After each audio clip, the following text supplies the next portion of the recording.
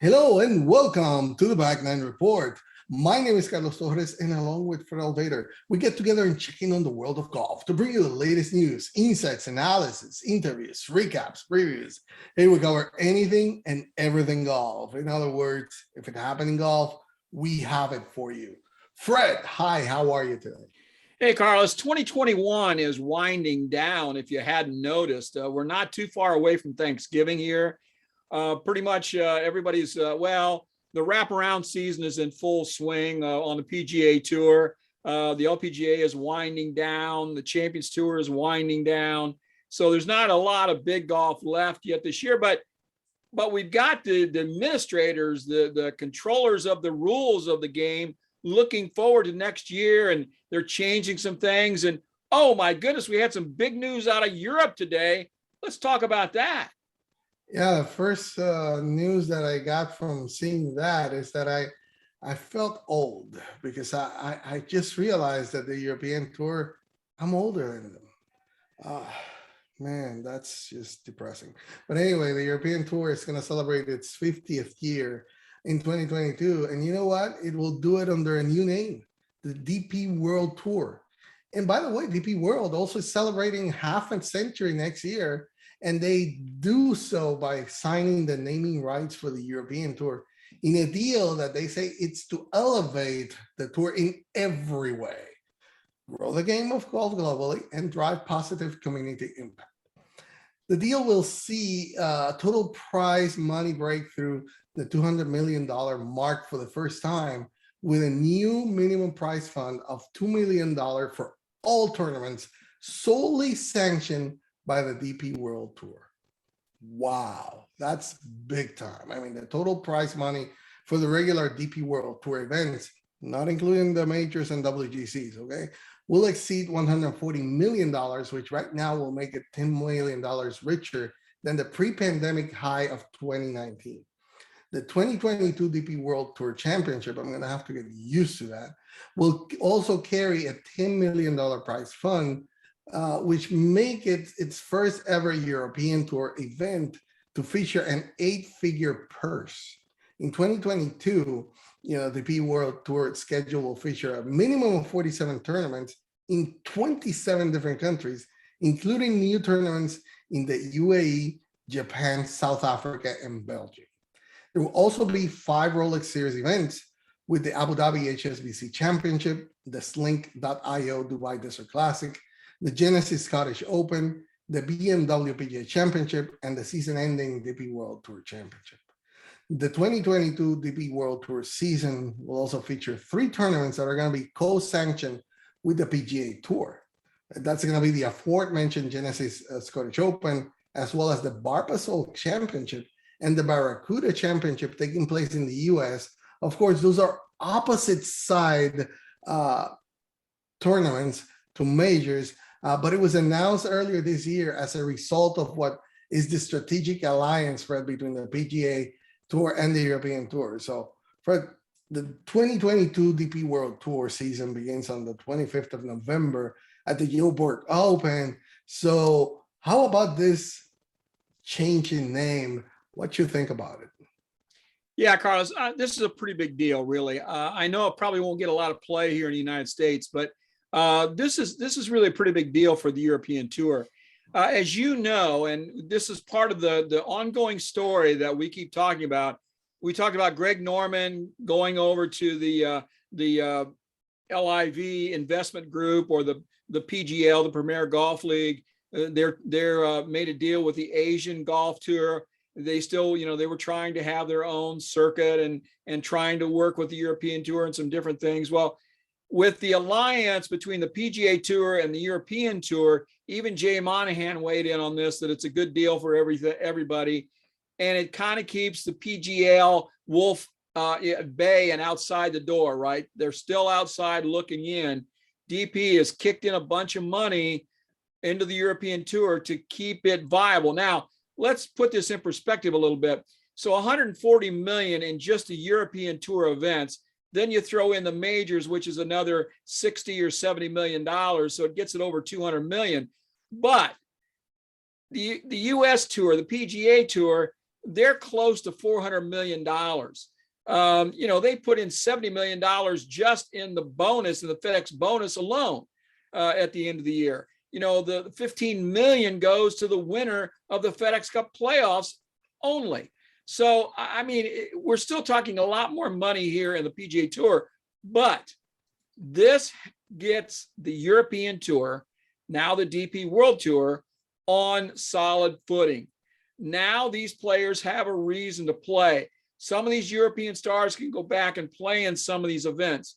A lot of these events, Carlos, as we've been documenting over the past several years, they were down to $1 million purse. LPGA Tour purses are larger than that for a European Tour. That's peanuts.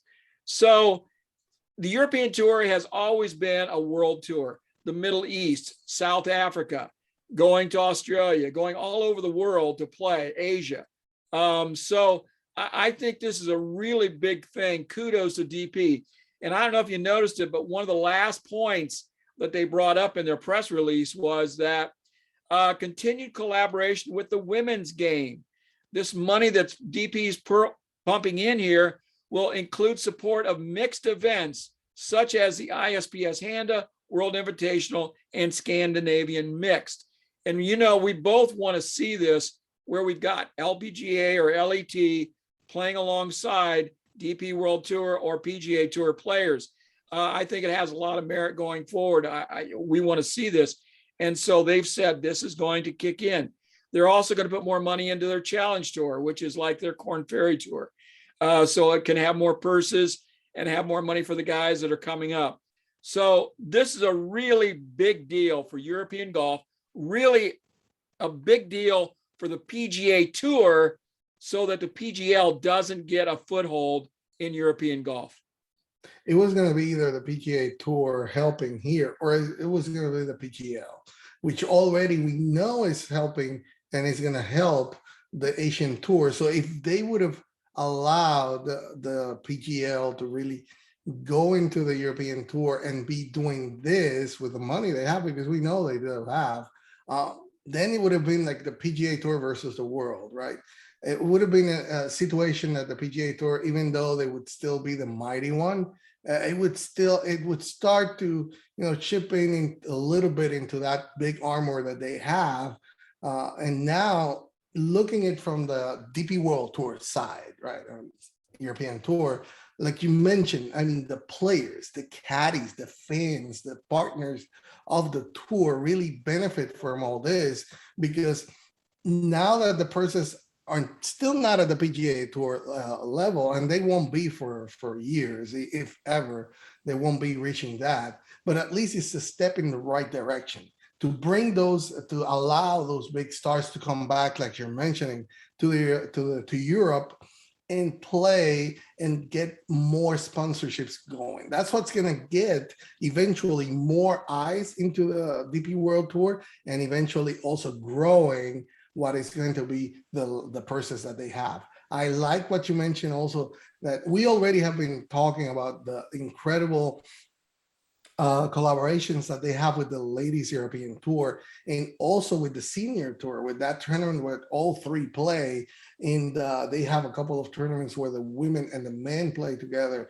And we would love to see the PGA Tour do the same thing. Maybe this is just the start of trying to do that through that strategic alliance that they have. So I'm looking forward to see what it's going to be, also to see what the PGL is going to be doing. I mean, I think that at the end of the day, the European Tour is still a world tour. They go all around the world, and definitely this helps a lot to those players who need a little more money to be able to go from country to country. And in this post-pandemic world right now, which things are starting to get a little bit back to the normal, to the new normal, let's put it that way. It's going to be interesting to see what's going to be happening, but I truly see that it's a good thing everywhere there for the players, the fans, the partners, and the golf courses everywhere in the DP World Tour. One more point I want to make before we get away from this, Carlos. We talked 2 years ago about a true world golf tour. You had it all laid out, all diagrammed. you're not going to stop this PGL until the PGA Tour and the DP World Tour end up with a World Golf Tour. You're going to have some events in Asia. You're going to have some events in Australia. You're going to have some events in Europe. You're going to have some events in South Africa. You're going to have some events in the United States. You're going to have to pull all that together, get the best players playing in these 30 tournaments or whatever, 40 tournaments or whatever we end up with. They're not playing all of but 25 or 30 tournaments, and get these guys there paying the big purses. It's going to happen, Carlos. In 5 years, we're going to have a World Golf Tour, a true World Golf Tour. We're going to have it. I guarantee it. And we predicted it 5 years before. So you'll see that I hope that they invite us, at the inauguration and all that, so we can be part of it. But no, I totally agree with you. And I think because if you see a part of the press release was pointing that it was appropriately called the DP World Tour, because like we mentioned, the European Tour is already World Tour. And maybe it's just setting the basis of what could eventually become that World Tour with the new places that the European Tour is going, which the US PGA Tour is going anyway so far. So we'll see how it goes. Hopefully it happens and we can get all that we've been looking for. So anyway, thank you for joining us. Remember to subscribe to our channel so you can keep up to date always with the latest in golf news and information. Also, you can do that by subscribing to us, following us on Twitter, Back9Report with the number 9 in the middle. Until next time.